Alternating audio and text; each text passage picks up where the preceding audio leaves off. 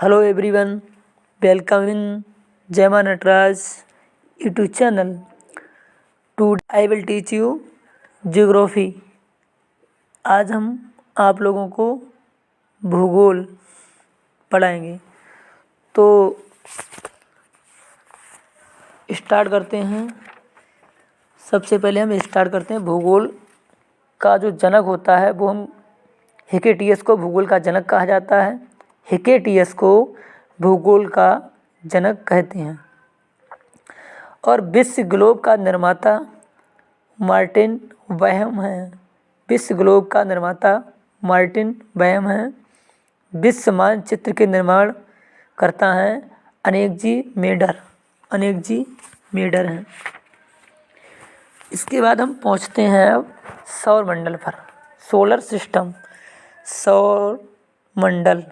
System तो सूर्य के चारों ओर चक्कर लगाने वाले विभिन्न ग्रहों, क्षुद्र ग्रहों, धूमकेतुओं और उल्काओं तथा अन्य आकाशीय पिंडों के समूह को सौरमंडल कहते हैं, सोलर सिस्टम कहते हैं। सूर्य के चारों ओर चक्कर लगाने वाले विभिन्न ग्रहों, क्षुद्र ग्रहों, धूमकेतुओं, उल्काओं तथा अन्य आकाशीय पिंडों के समूह को सोलर सिस्टम, सौरमंडल कहा जाता है। सौरमंडल के समस्त ऊर्जाओं का स्रोत जो होता है, सोर्स होता है, कौन है? सूर्य होता है।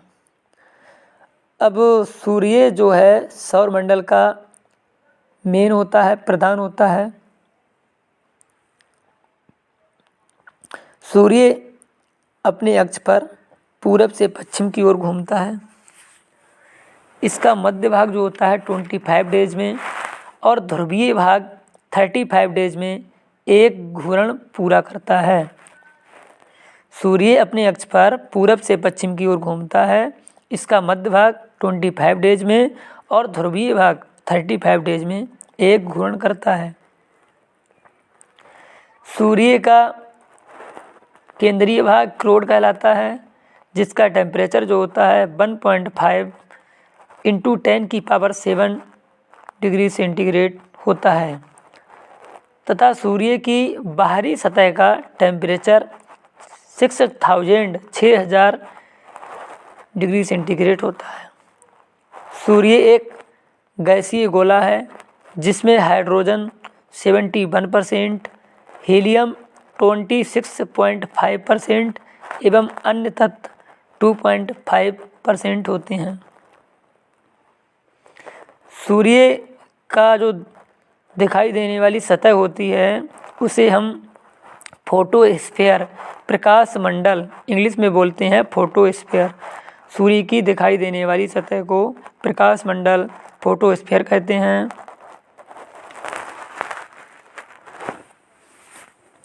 सूर्य ग्रहण के समय सूर्य के दिखाई देने वाले भाग को सूर्य किरीट कहा जाता है, जिसे हम कोरोना बोलते हैं। सूर्य ग्रहण के समय सूर्य के दिखाई देने वाले भाग को सूर्य किरीट कहा जाता है, जिसे कोरोना कहते हैं। सूर्य किरीट एक्सरे उत्सर्जित करता है, इसे सूर्य का मुकुट कहा जाता है। सूर्य किरीट जो होता है वो एक्स-रे मीन्स एक्स किरणें उत्सर्जित करता है, इसे हम सूर्य का मुकुट कहते हैं।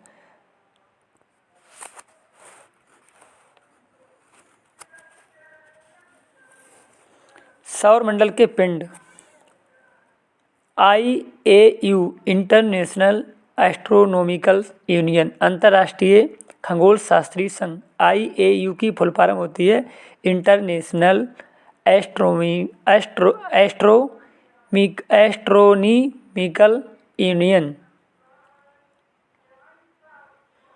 के अनुसार क्या था, जो पिंड हैं उन्हें 3 श्रेणियों में बांटा गया है: परंपरागत ग्रह, बौने ग्रह और लघु सौरमंडलीय ग्रह। अब हम बात करते हैं ग्रह की। तो ग्रह जो होता है उसकी निम्न शर्तें होती हैं: जो सूर्य के चारों ओर चक्कर लगाता हो। पहला है जो सूर्य के चारों ओर चक्कर लगाता हो। दूसरा है वह ग्रेविटेशनल फोर्स, गुरुत्वाकर्षण बल रखता हो, जिससे क्या है उसे गोल स्वरूप ग्रहण कर सके। उसके बाद उसके जो आसपास का क्षेत्र होता है वो साफ होना चाहिए, मतलब उसके पास में कहीं भी भीड़ भाड़ नहीं होना चाहिए, तब वो ग्रह कहलाएगा। एम को ग्रह की श्रेणी से निकाल दिया गया था 2006 में। तो तब क्या था, 9 से घट कर के 8 ग्रह रह गए थे। इसके बाद ग्रह को 2 भागों में बांटा गया है। पहला है आंतरिक ग्रह, जिसका दूसरा नाम है पार्थिव ग्रह। पार्थिव या आंतरिक ग्रह, जिसे इंग्लिश में बोलते हैं इनर प्लेनेट। इनर प्लेनेट, तो इसमें 4 ग्रह आते हैं इनर प्लेनेट में, बुध, शुक्र, पृथ्वी और मंगल। बुध को मरकरी बोलते हैं और शुक्र को वेनिस बोलते हैं और पृथ्वी को अर्थ बोलते हैं और मंगल को मार्स। तो 4 ग्रह हैं वो आंतरिक ग्रह कहलाते हैं, इनर प्लेनेट कहलाते हैं। अगला आता है बाह्य ग्रह। दूसरा भाग है बाह्य ग्रह या बृहस्पतिये। इसका नाम होता है आउटर प्लेनेट इंग्लिश में। तो इसमें आते हैं बृहस्पति, शनि, अरुण एवं वरुण। बृहस्पति को बोलते हैं जुपिटर, शनि को बोलते हैं सैटर्न, अरुण को यूरेनस और वरुण को बोलते हैं नेपट्यून। तो इसके बाद सबसे बड़ा ग्रह होता है वो बृहस्पति होता है और सबसे छोटा ग्रह होता है बुध। अब हम 1 बाई 1 करके बात करते हैं। सबसे पहले हम बात करते हैं मरकरी की, बुध ग्रह की बात करते हैं, इसकी क्या विशेषता होती है। तो जो मरकरी होता है, बुध ग्रह होता है, यह सूर्य के सबसे नज़दीक होता है, सबसे पास होता है सूर्य के।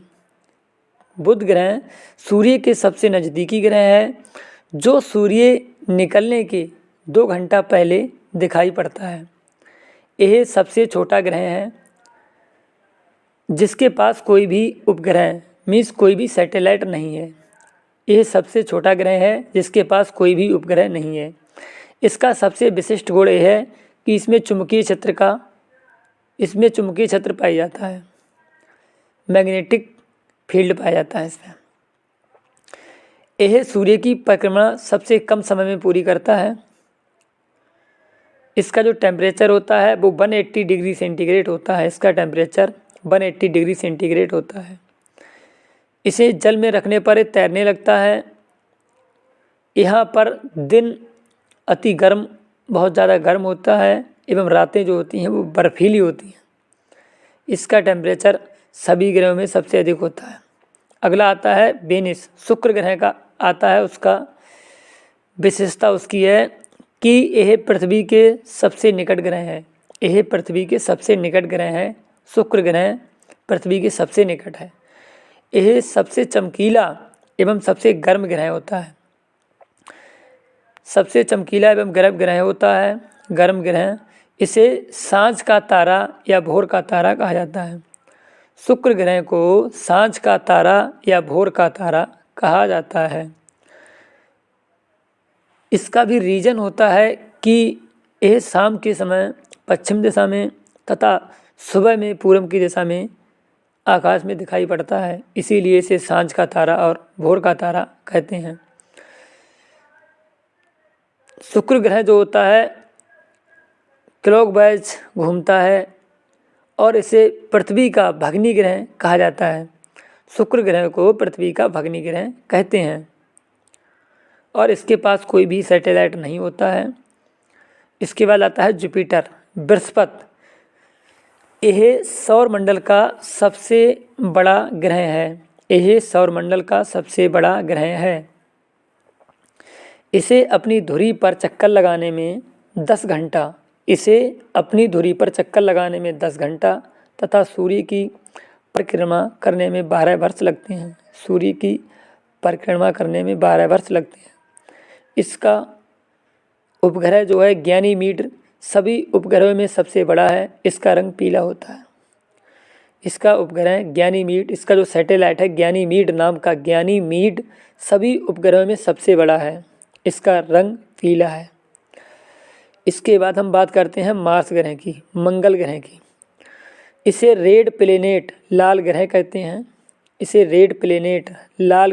हैं। इसका रंग लाल आयरन ऑक्साइड के कारण होता है। लाल रंग होता है आयरन ऑक्साइड के कारण। यहाँ पृथ्वी के समान 2 ध्रुव होते हैं। इसका कक्षा तलीय 25 डिग्री सेंटीग्रेड के कोण पर झुका हुआ है, जिसके कारण यहाँ पर पृथ्वी के समान ऋतुओं में परिवर्तन होता है। यहाँ पर दिन का मान एवं अक्ष का झुकाव पृथ्वी के समान है।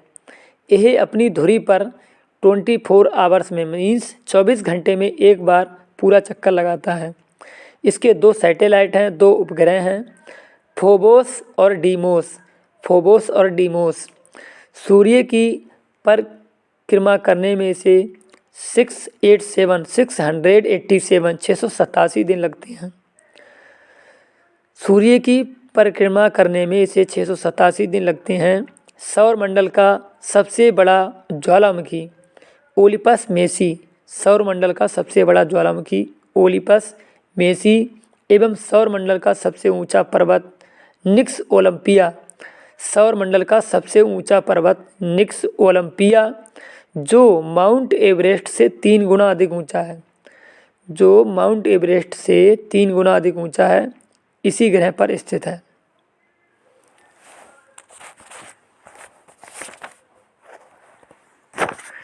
अगला आता है सैटर्न, शनि ग्रह। यह आकार में दूसरा सबसे बड़ा ग्रह है। यह आकार में दूसरा सबसे बड़ा ग्रह है। यह आकाश में पीले तारे के समान दिखाई देता है।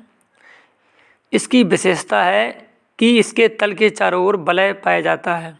इसके तल के चारों ओर वलय पाए जाते हैं और इसके चारों ओर वलयों की संख्या जो होती है 7 होती है, 7 होती है। शनि का सबसे बड़ा उपग्रह, शनि का सबसे बड़ा सैटेलाइट जो है टाइटन है, जो सौरमंडल का दूसरा सबसे बड़ा उपग्रह है। यह आकार में बुध के बराबर है। टाइटन की जो खोज है वो 1665 ईस्वी में डेनमार्क के खगोल शास्त्री क्रिश्चियन हाइजोन ने की थी। टाइटन की खोज 1665 ईस्वी में डेनमार्क के खगोल शास्त्री क्रिश्चियन हाइजोन ने की थी। यह एकमात्र ऐसा उपग्रह है जिसका पृथ्वी जैसा स्वयं का सघन वायुमंडल होता है। फोबे नामक शनि का उपग्रह जो है, एक उपग्रह है शनि का फोबे नाम का। अगला आता है यूरेनस, अरुण। यूरेनस यह आकार में तीसरा सबसे बड़ा ग्रह है। इसका टेम्परेचर 215 डिग्री सेंटीग्रेड है। इसकी खोज 1781 ईस्वी में विलियम हर्शेल द्वारा की गई। विलियम हर्शेल ने की थी। इसके चारों ओर 9 वलय पाए जाते हैं। तो कुछ वलयों के नाम दिए गए हैं, जैसे अल्फा है, बीटा, गामा आदि। यह अपने अक्ष पर पूरब से पश्चिम की ओर घूमता है। यह अपने अक्ष पर पूरब से पश्चिम की ओर घूमता है, जबकि अन्य ग्रह जो होते हैं पश्चिम से पूरब की ओर घूमते हैं। यहाँ सूर्य उदय पश्चिम की ओर और सूर्य अस्त जो होता है पूरब की ओर होता है। यह अपनी धुरी पर सूर्य की ओर इतना झुका हुआ है कि लेटा हुआ दिखलाई पड़ता है। यह अपनी धुरी पर सूर्य की ओर इतना झुका हुआ है कि लेटा हुआ दिखलाई पड़ता है। इसीलिए इसे लेटा हुआ ग्रह कहा जाता है। इसीलिए इसे लेटा हुआ ग्रह कहा जाता है। अगला आता है वरुण, नेपट्यून। इसकी खोज जो थी 1846 ईस्वी में जर्मन खगोलज्ञ जहान गाले ने की थी। 1846 ईस्वी में जर्मन खगोलज्ञ जहान गाले ने की थी। यह हरे रंग का ग्रह होता है, हरे रंग का। अगला आता है बृहस्पति, अगला आता है अर्थ, पृथ्वी। बृहस्पति तो हो चुका था, तो अर्थ आता है, पृथ्वी आती है। यह आकार में 5वां सबसे बड़ा ग्रह है। यह सौरमंडल का एकमात्र ग्रह है जिस पर जीवन संभव है। पृथ्वी अपने अक्ष पर 23 से ही 1/2 डिग्री सेंटीग्रेड झुकी हुई है। पृथ्वी अपने अक्ष पर पश्चिम से पूरब 23 घंटा 56 मिनट और 4 सेकंड में एक पूरा चक्कर लगाती है। 23 घंटे 56 मिनट और 1610 किलोमीटर प्रति घंटा की चाल से 16 से 10 किलोमीटर प्रति घंटा की चाल से 23 घंटा 56 मिनट और 4 सेकंड में एक पूरा चक्कर लगाती है। पृथ्वी की इस गति को दैनिक गति या घूर्णन गति कहते हैं। इसी के कारण इस दिन रात होते हैं। पृथ्वी को सूर्य की एक परिक्रमा करने में 365 दिन 5 घंटे 48 मिनट और 46 सेकंड का समय लगता है। 365 दिन 5 घंटे 48 मिनट 46 सेकंड, लगभग 365 दिन 6 घंटा का समय लगता है। पृथ्वी की इस परिक्रमा को पृथ्वी की वार्षिक गति या परिक्रमण कहते हैं। पृथ्वी को सूर्य की एक परिक्रमा करने में लगे समय को सौर वर्ष कहा जाता है। प्रत्येक सौर वर्ष कैलेंडर वर्ष से लगभग 6 घंटा बढ़ जाता है, जिसे हर चौथे वर्ष में लीप वर्ष बना करके समायोजित किया जाता है। लीप वर्ष में 366 दिन होते हैं, जिसके कारण फरवरी माह में 28 के स्थान पर 29 दिन हो जाते हैं। पृथ्वी पर ऋतु परिवर्तन इसकी अक्ष पर झुके होने के कारण तथा सूर्य के सापेक्ष इसकी स्थिति में परिवर्तन यानी वार्षिक गति के कारण होता है। इसके बाद क्या आता है, वार्षिक गति के कारण ही पृथ्वी पर दिन रात छोटा बड़ा दिखाई देता है। मीन्स दिन रात छोटे बड़े होते हैं पृथ्वी पर। क्यों? वार्षिक गति के कारण। जल की उपस्थिति के कारण इसे नीला ग्रह भी कहा जाता है। पृथ्वी को जल की उपस्थिति के कारण नीला ग्रह कहा जाता है। पृथ्वी का एकमात्र उपग्रह है चंद्रमा। साइरस या डार्क स्टार पृथ्वी से 9 प्रकाश वर्ष दूर स्थित है एवं सूर्य से इसका द्रव्यमान जो है दोगुना है। ये रात्रि में दिखाई पड़ने वाला सबसे चमकीला तारा है। अगला आता है चंद्रमा, मून। चंद्रमा की सतह और उसकी आंतरिक स्थिति का अध्ययन करने वाले विज्ञान को हम सेलेनोलॉजी कहते हैं। इस पर धूल के मैदान को शांति सागर कहा जाता है। यह चंद्रमा का पिछला भाग है जो अंधकार में होता है। चंद्रमा को जीवाश्म ग्रह भी कहा जाता है। चंद्रमा को जीवाश्म ग्रह भी कहते हैं।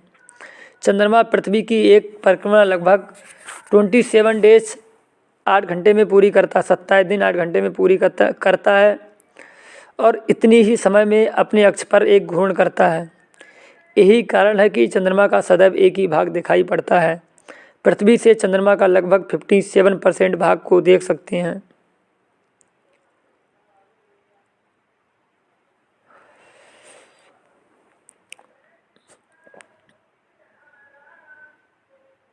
सुपर मून क्या होता है? जब चंद्रमा पृथ्वी के सबसे अधिक निकट होता है तो उस स्थिति को सुपर मून कहा जाता है।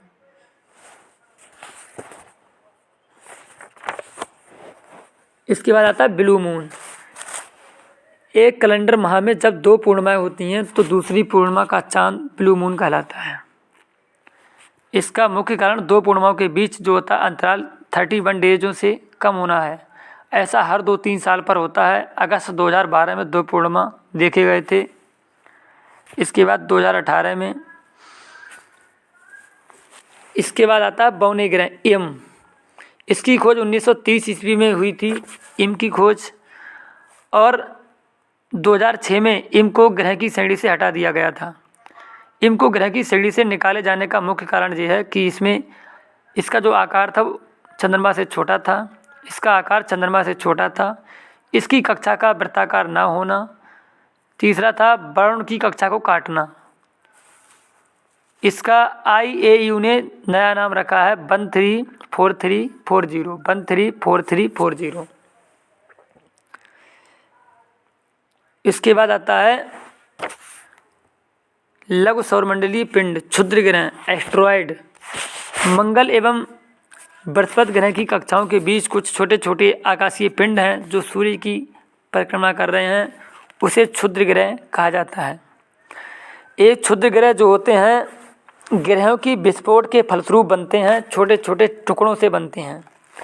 क्षुद्र ग्रह जब पृथ्वी से टकराते हैं तो पृथ्वी के पृष्ठ पर विशाल गर्त बन जाता है। महाराष्ट्र में लोनार झील जो है ऐसा ही एक गर्त है। इसके बाद आता है धूमकेतु, कोमेट आते हैं। सौर मंडल के छोर पर बहुत ही छोटे छोटे अरबों पिंड विद्यमान हैं जो धूमकेतु या पुच्छल तारा कहलाते हैं। यह गैस एवं धूल का संग्रह होता है जो आकाश में लंबी चमकदार पूंछ सहित प्रकाश के चमकीले गोले के रूप में दिखाई पड़ते हैं।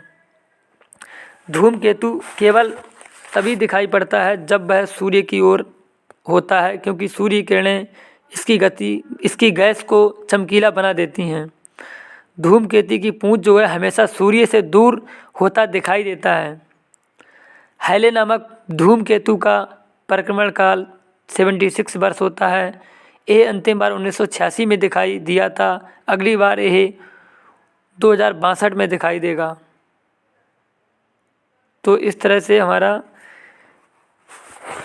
सौरमंडल का जो टॉपिक था वो फिनिश हुआ। तो यदि आपको हमारी वीडियो अच्छी लगी हो तो इसे लाइक और शेयर कीजिएगा और हमारे जितने भी दृष्टिबाधित छात्र हैं वहाँ तक इस वीडियो को पहुँचाइएगा और लोगों को बताइएगा कि हम दृष्टिबाधित छात्र आज की डेट में इम्पॉसिबल को पॉसिबल कर सकते हैं और हमारे दिव्यांग स्टडी पर और हमारे जमा नटराज स्टडी पर mathematics and GS GK and English grammar and reasoning accessible तरीके से दृष्टिबाधित छात्रों के लिए एवं नॉर्मल स्टूडेंटों के लिए बहुत ही अच्छे तरह से कराया जा रहा है। इसके समय समय पे ऑनलाइन बैच लगते रहते हैं, तो आप लोग बहुत लोगों को बताइएगा ताकि वो लोग इसका लाभ उठा सकें। इसके फ्री कास्टा भी बैच लगते रहते हैं यहाँ पे हमारे दिव्यांग स्टडी पर, तो लोगों को बताइएगा कि वहाँ पे आकर के आप लोगों को बहुत कुछ सीखने को मिल सकता है। तो लोगों तक इसकी आवाज़ को बताइएगा कि BI पर्सन हर कुछ कर सकता है। तो thanks for watching my video and thanks for supporting my YouTube channel.